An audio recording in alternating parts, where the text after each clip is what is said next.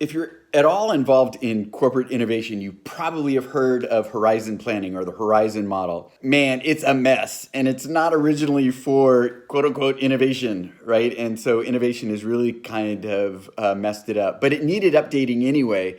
And so I'm going to try tackling how to update horizon modeling in the next couple of talks. Check out this week's rant. Hi, Brant Cooper here. I'm fortunate I get to travel around the world speaking with startup founders, investors, ecosystem developers. I've learned a lot in my travels. I've got some stories, and I have some thinking that I love to share. Welcome to Brant's Rant. Hey, all. You know, if you know anything about me by now, you know how much I loathe the word innovation. Mostly just because it's a buzzword that has lost virtually all meaning. You know, it just means so many different things to so many people. And so I think that there really are innovators out there that want to create something new that creates new value at scale for lots of people. And so I don't know what other word they should use. You know, just the stories, you hear people talk about it, and inside large businesses especially, you know, the R&D people are talking about inventing maybe something new, and the marketing people are just talking about, you know, open floor plans and Nerf guns and all the rest. And the executives are just talking about new revenue or maybe a mindset. And I think that the mindset is really where we need to get to. I don't want to repeat, all my other rants, but it's the innovation mindset because the true innovators know how to deal with uncertainty.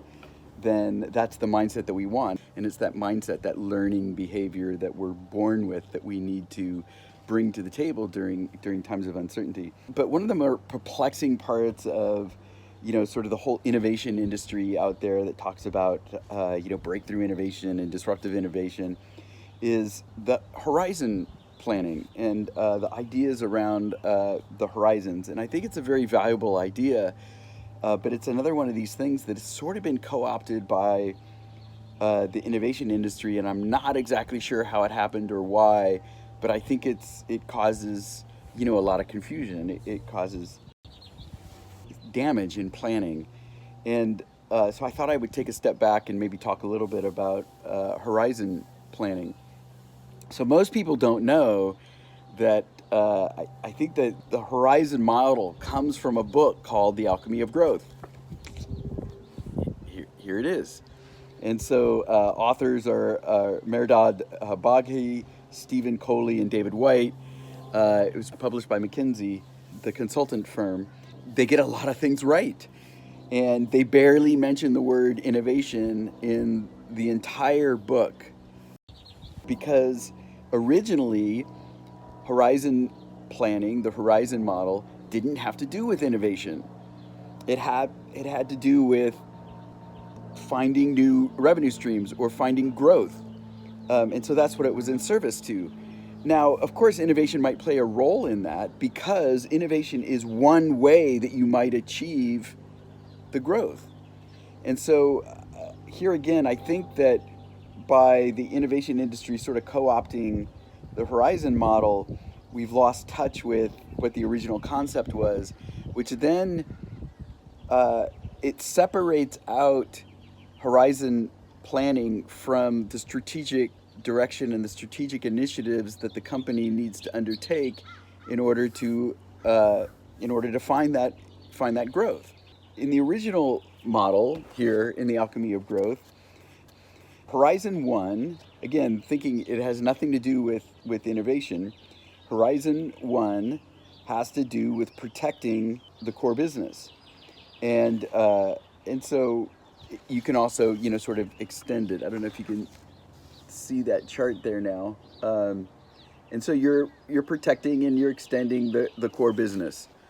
And so that typically means in the innovation world then, okay, that's continuous improvement. There's really no innovation there. That's just, just do your thing. But I want to point out that there's uncertainty there, and I'll come back to that. In the original model, Horizon 2 was building the emerging businesses. If you'd like, you can equate innovation with building a new business, but that's not necessarily the case. Boy, back in I want to say late 2000s, or maybe the early 2011, 2012, Siemens took a enterprise grade 3D architectural software platform and streamlined it.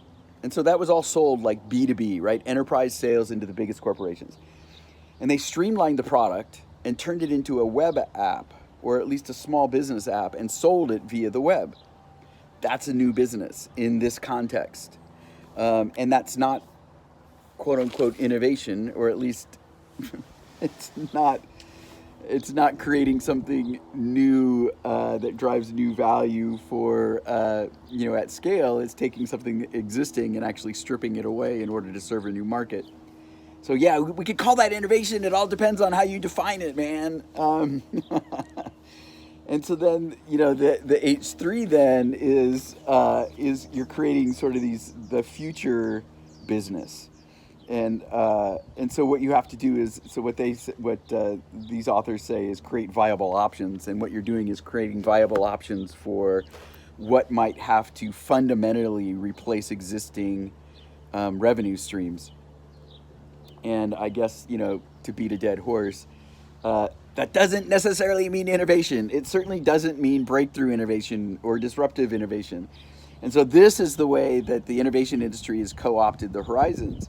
They've taken this sort of relatively simple paradigm that one needs to stretch out your future company in these time horizons and plan how you're going to achieve your objectives across those time horizons.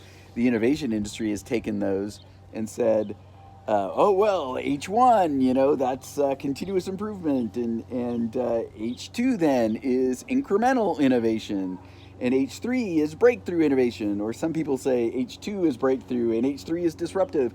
And it doesn't matter what some people say, because it's all bunk. It doesn't matter. It's not right, and it actually hurts. It hurts the way the business thinks if they adopt those ideas. And so the example that I often give is that you can look at today. Let's look at emerging countries, right? So India is just like this burgeoning mass of small businesses and consumers, and a lot of improvements in the country and the infrastructure, and they're just in their ability to produce products and all that kind of stuff, and they're just ready to burst, right? And so is that if you wanted to go launch a business there, or if you were a major US corporation and you wanted to start selling into India rather than just using them as offshoring, how long will that take? How much evidence is there for the idea? Those are what determine what the horizon level is, not how you're actually going to create the products or services that you're going to sell into it. So we really should just forget that continuous improvement, incremental innovation, breakthrough innovation model. It's wrong. The innovation practices that you put into place may be a revenue source. And so should a company invest in that? Well, maybe if you're a technology company and your whole business is dependent upon inventing new technology, then yeah, you should be inventing stuff all the time, and those should start filling in, where you think you're going to get your revenues from in the future. And some of that stuff may be incremental versus disruptive, right? You might be taking existing core technology and figuring out how to productize it, while also trying to invent crazy new materials or crazy new manufacturing techniques, or some of these things that actually could be disruptive. But you know what? R&D centers kind of got that figured out. And a matter of fact, I think that a lot of the fallacies around the way the innovation industry peddles this stuff is based upon the successful R&D that was happening, in the 50s, 60s, 70s, 80s, 90s. But that's sort of not the core issue for most companies, and certainly not today in the digital revolution. today's most of our revenue gains, if I have to guess, most of the revenue gains between now and a few years out are going to come from innovating on business models and innovating on marketing and selling and taking existing technology and tweaking it, taking existing technology and combining it with others. And so in those type of things, start getting down into that innovation path. But it comes out of the need for growth. It doesn't come out of the need for doing breakthrough innovation.